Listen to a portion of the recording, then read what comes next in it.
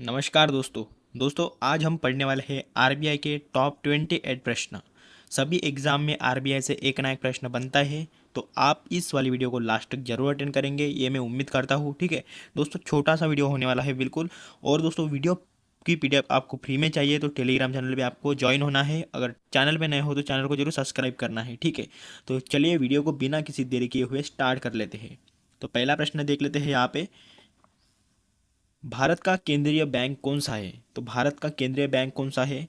तो आरबीआई हो जाएगा भारत का केंद्रीय बैंक, यानी option A is the correct answer. ठीक है, तो अगला हम सवाल पढ़ लेते हैं दोस्तों।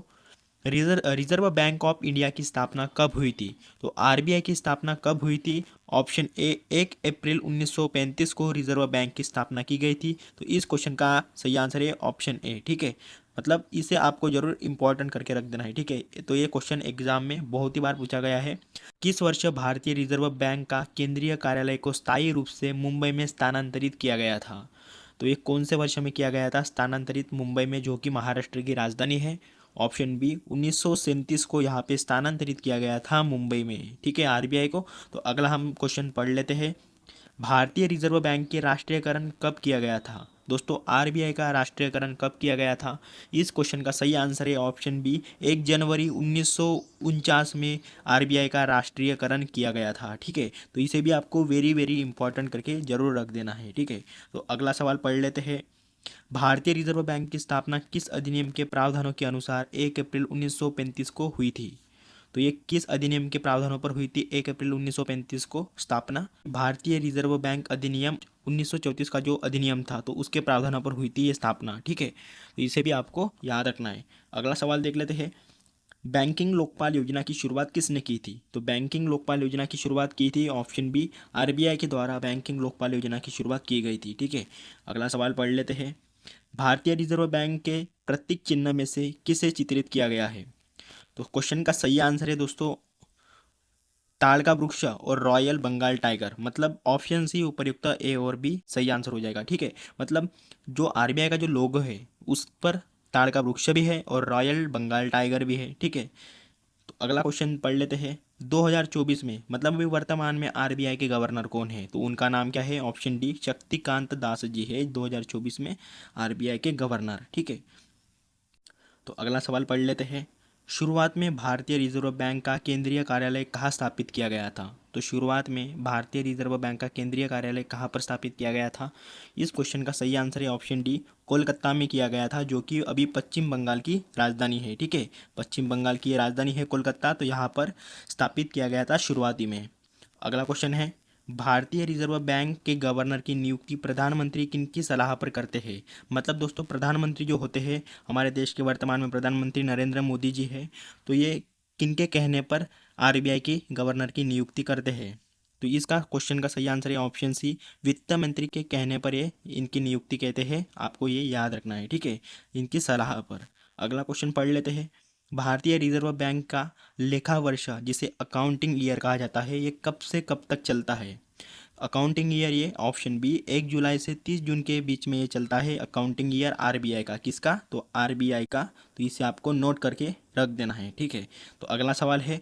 आरबीआई के पहले गवर्नर, मतलब अंग्रेजी गवर्नर कौन थे आरबीआई के सबसे पहले? तो उनका नाम है option A sir Osborne Smith थे आरबीआई के पहले गवर्नर। ठीक है, कौन थे? Sir Osborne Smith. तो चलिए अगला क्वेश्चन पढ़ लेते हैं। भारतीय रिजर्व बैंक के किस गवर्नर का कार्यकाल सबसे ज़्यादा लंबा रहा है? तो उनका नाम है दोस्तों ऑप्शन डी बेनेगल रामाराव जी का कार्यकाल सबसे लंबा रहा है। ठीक है, तो चलिए अगला सवाल पढ़ लेते हैं।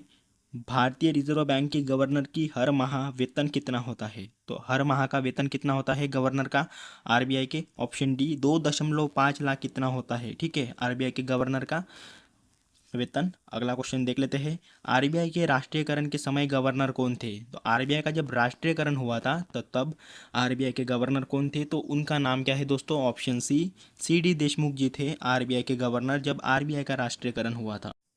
अगला क्वेश्चन देख लेते हैं। भारतीय रिजर्व बैंक के किस गवर्नर का कार्यकाल सबसे कम रहा है?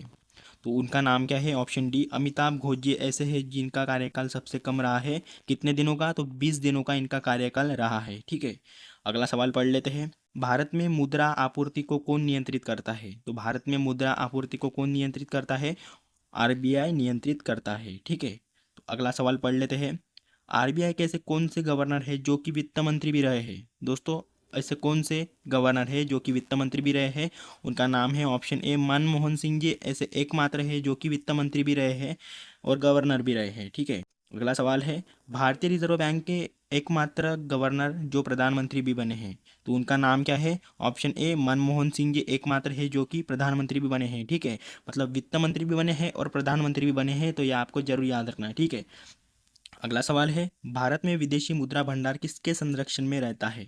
तो ये किसके संरक्षण में रहता है? ऑप्शन ए आरबीआई के संरक्षण में रहता है भारत में विदेशी मुद्रा भंडार का संरक्षण। ठीक है, तो अगला सवाल है, भारतीय रिजर्व बैंक के गवर्नर का कार्यकाल कितने वर्षों का होता है?